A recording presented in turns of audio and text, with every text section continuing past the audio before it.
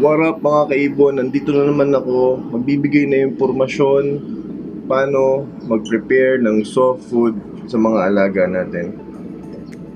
Mas magandang practice na nagbibigay tayo ng mga soft food sa kanila para mas matibay sila at maging healthy. Hindi advisable yung nagbibigay lang ng seeds para lang kailangan healthy sila. Kailangan nila ng nutrients parang tao din, no? So ngayon pe-prepare natin. Ito medyo low budget. Ang kailangan ng PECHAY, carrot, egg food, chili. Hindi muna ako ngayon nag-boil ng egg kasi wala ng time. Kailangan na nila kumain. So let's go. Unahin natin PECHAY. Alam mo ako, kahit hindi pa ganun ka-high meat yung mga ibon ko, nagbibigay na ako talaga sa kanila. Ito, kasi pet ko talaga sila, happy to eh. So, kung ako, konti lang kasi ibon ko, kaya ko tagta rin to ng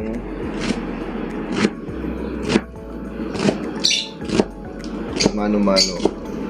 Pero kung marami na kayong ibon, marami na kayong pakakainin,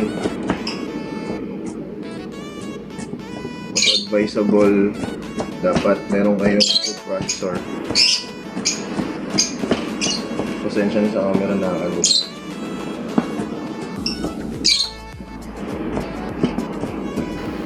So ayan guys, chop na natin, kaya na natin ihalo dito. Galing talaga ako magluto eh. Pero hindi yung topic natin.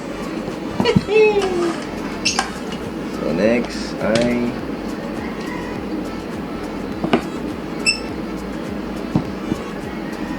carrots. Hindi ko na siya chinachop. Alam mo ginagawa ko, gumagamit ako nito. Ito yung cheese grater. Yun na lang yung inaano ko para mas mabilis.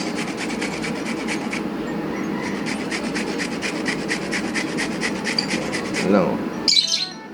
Kayo rin yun lang. Pag medyo big time kayo, pwede kayo mag-add ng broccoli, siling labuyo. Depende sa inyo kung anong salad. Din lettuce, pakain nyo. Basta ako kung ano lang kaya ng budget.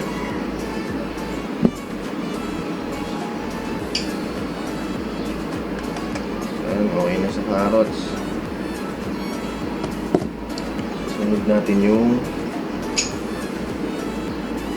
chili. Ayan. Chili. Crush red pepper. Right.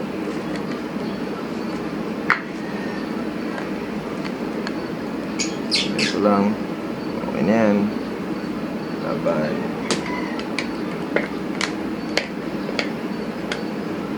Para sa mga newbie, kailangan nyo to. Sa mga matatagal na sa ibon,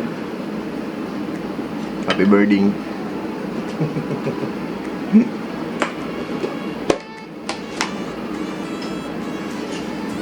Sunod, egg food.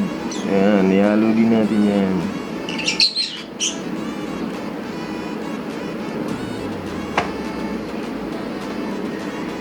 Ayan. Ayan lang. Ito lang yung mixture ko. Pag-halo-haluin ko lang yan. So, ito lang. Ayan lang kasimple. Ibibigay ko siya every other day.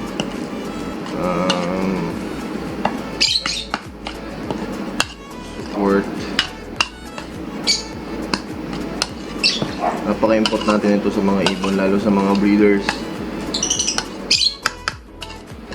Mas malaki yung chance na fertile yung egg. kesa yung pure grains lang. Tsaka mas iiksi yung buhay nila pag puro grains lang. So, yan.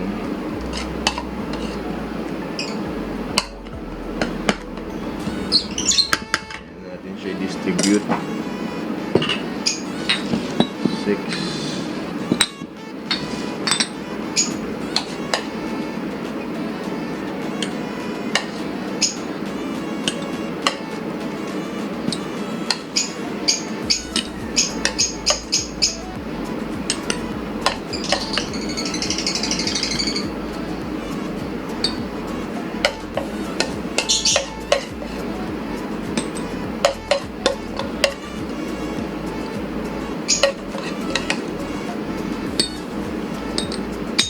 Alright. So, yan. Bibigyan natin sa kanila. Tapos, papakita ko naman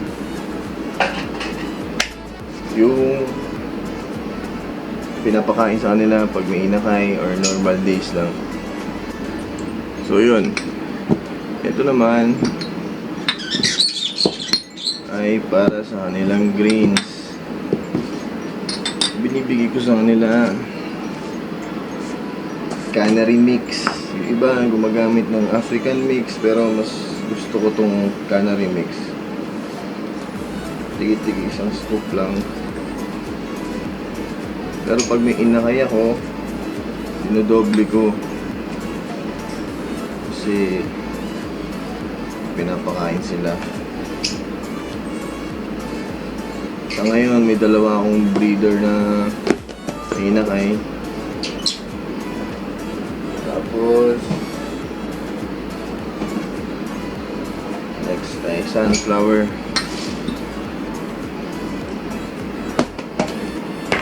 Sunflower seeds.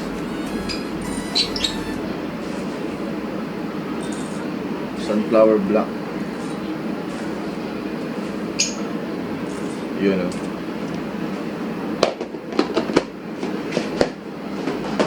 Ito, sunflower.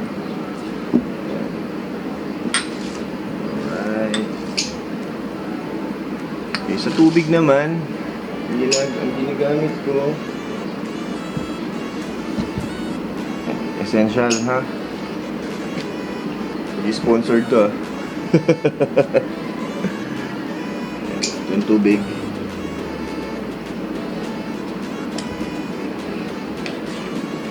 Bahala na ito bansya kung gaano karami gusto nyo. Pero kasi ginagawa ko isang kutsara sa gantong 1.5 liters na tubig. Ayan.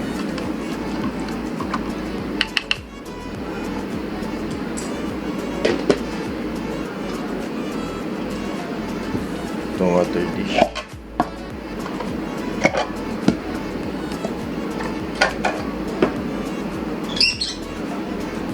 Salin lang.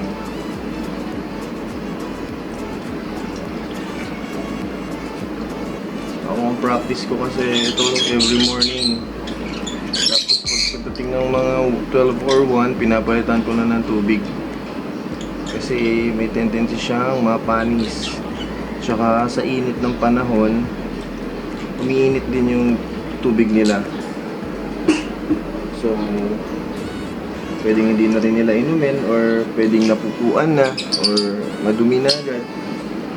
Mas magandang practice na lagi malinis yung tubig na iniinom ng mga alaga natin. Diba, pagkabigay ng tubig, maghapon na.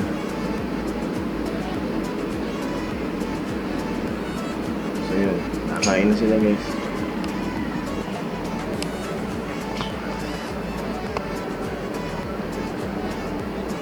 Ayun.